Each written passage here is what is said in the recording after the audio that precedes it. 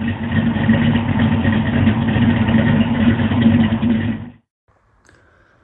up, guys? It's Brent with Lykins Motorsports. This is our small block 4 tunnel port motor that we're just slowly making progress on. I'm pretty much ashamed of how this has went for Mr. Mark, and I apologize to him, and I'll apologize to you guys as well, because it just keeps dragging on and on.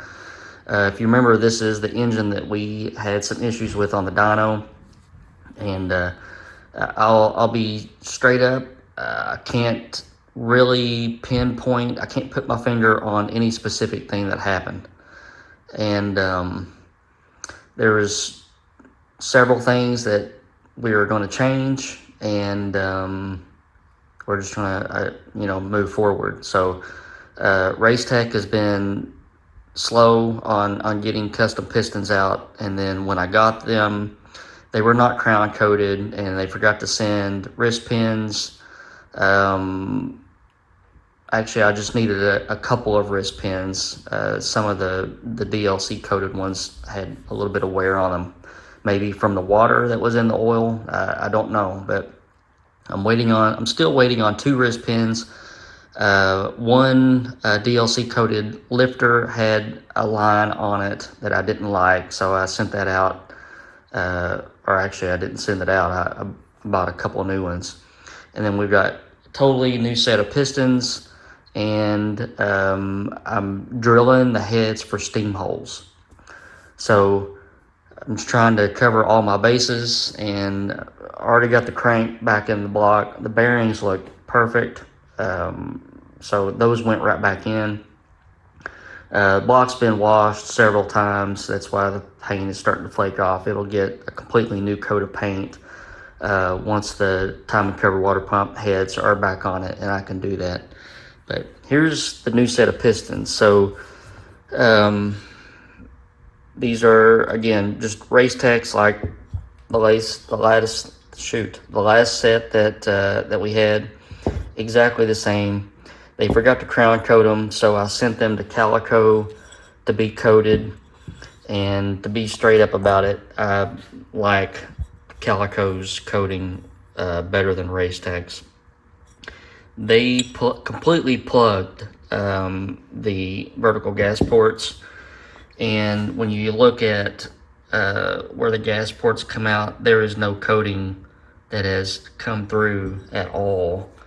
And that was one of the concerns that after I tore the engine down the first time that I had, because I could see a little bit of coating that was sticking through behind the first ring, and that may have contributed to it. I don't know. Maybe it stuck the rings.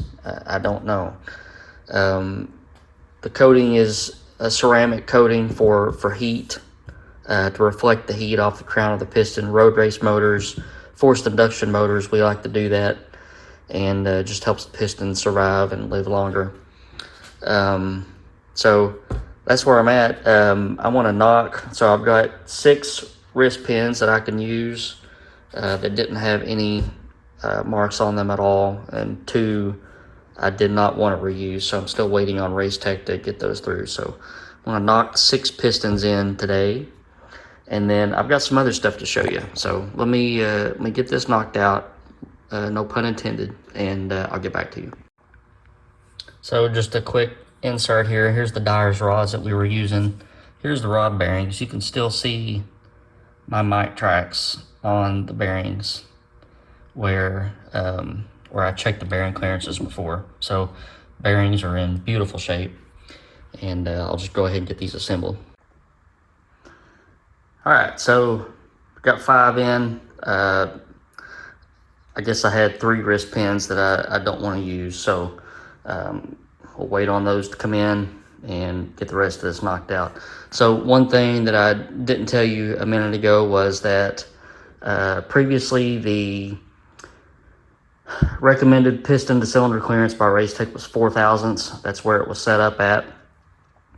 It took 2 thousandths to clean the block up to get everything back round and straight. So we just used the same piston size again, and that gives us, as I measured, 6 to 6.5 thousandths piston cylinder clearance. So we've changed several things here. So we've changed the piston to cylinder wall clearance. The coating is different, and then we're going to steam hole the heads. Their machinist is working on that right now. I didn't want to just set it up with a drill. I wanted it done correctly with a bridge port. So, you know, we're making several changes here.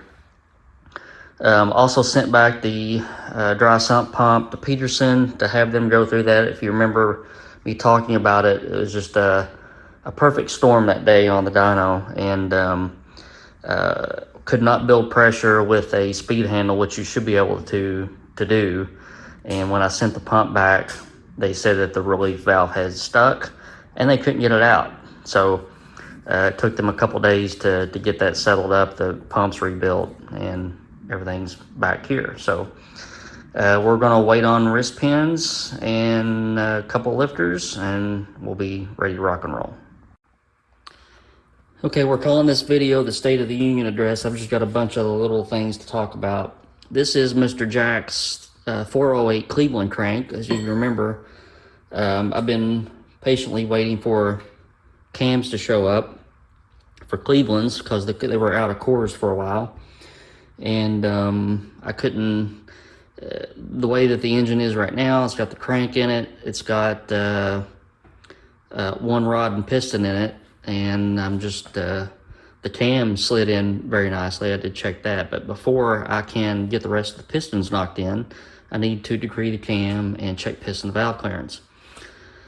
So the cam came in last week, and I went to, it's a dual, this particular core, not that it's needed at this level, but this particular core had 2 dowel holes, and I put the dowel in and went to slide cam gear over the dowel, and sometimes this stuff needs just a little bit of fitment, and that's okay. That's engine building, and our pinhole was just a little bit tight on our gear, and I reamed that out.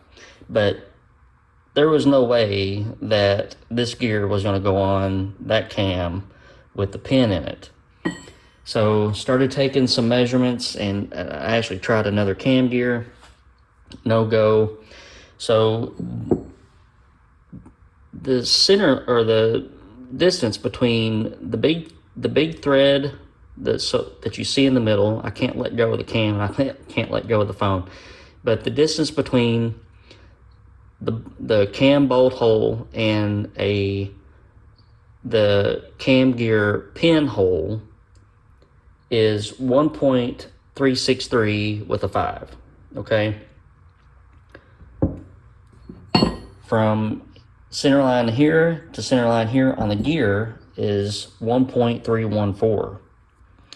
So this thing is off, the holes are off 40 or 50 thousandths. So I can slide the gear on here and show you real quick. All right, you see how much it's off right there? So there was no way that this was going to go on here with the pin in it. So I made comp cams aware of this issue. They were the one that ground this cam for me to my spec. Before everybody gets all wadded up sitting in their chairs at home, this is not comp cam's fault, okay?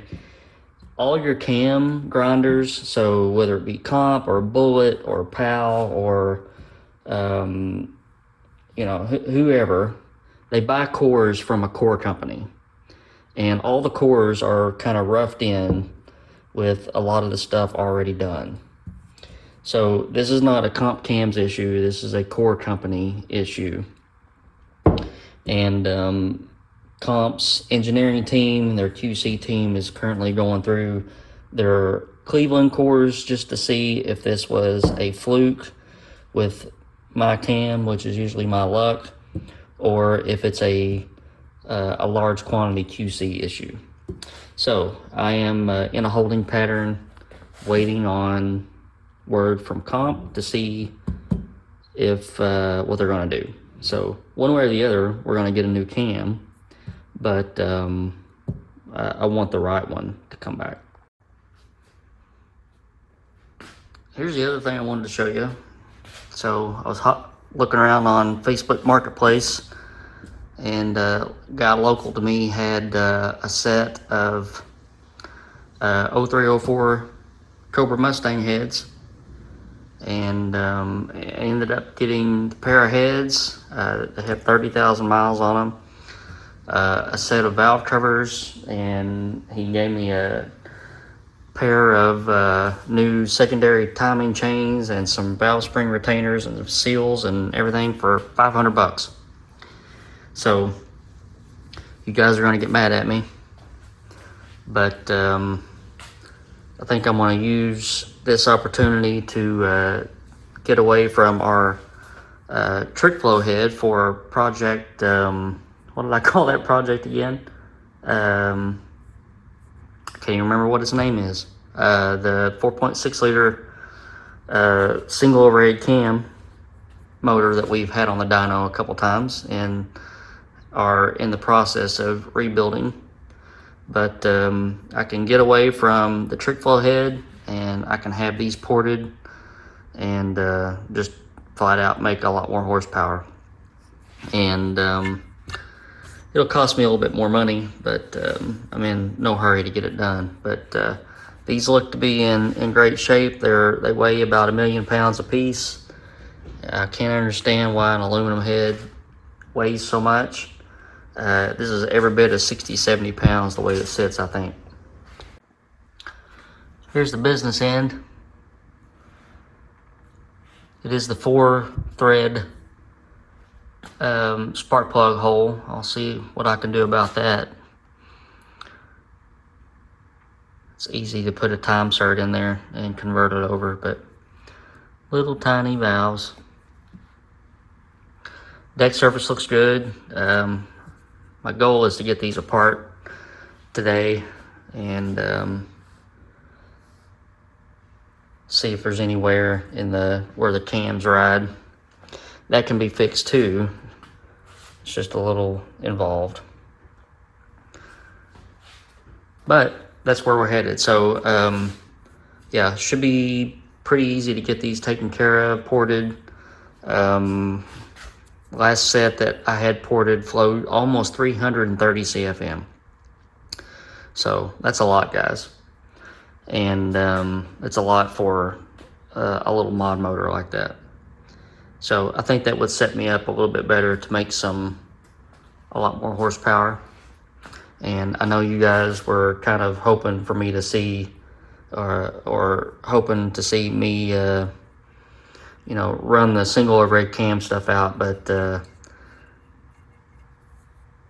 of in the mood to make some horsepower. All right, I know that wasn't much of a video. Kind of on standby for a lot of projects. Currently have, I think, 6 or 7 FEs in here, 2 Clevelands, small block Ford Windsor, and some other stuff. So we're just trying to chip away, get some parts out the door, and thank you guys for being patient with me. Hope you're having a good weekend. The weather's changing, the time's getting ready to change. Cold weather's setting in, my back is screaming at me, so I'm not really in the mood to do much today. But I'm gonna see if I can get these heads apart. Hope you guys are doing well. I will talk to you soon. I thought I'd give you guys a little bit of an update. Got the cams out. Here's one of the concerns that people normally have when dealing with older heads like this. You can get pretty substantial wear in the cam journals where the cams ride. These are all really good. I hope the other head is exactly the same. I can't even feel that. That's just a little stain there. And it's the same with the cam caps. So no wear, just some staining. Got all these marked, and got cams out, last adjusters, followers. I do not, for some reason I thought I had a spring compressor for a dual overhead cam motor. I do not, so I'll have to wait. I'm gonna have to buy another one of those, and so I can get my valves and everything out. But everything looks good so far. I think I got a good deal.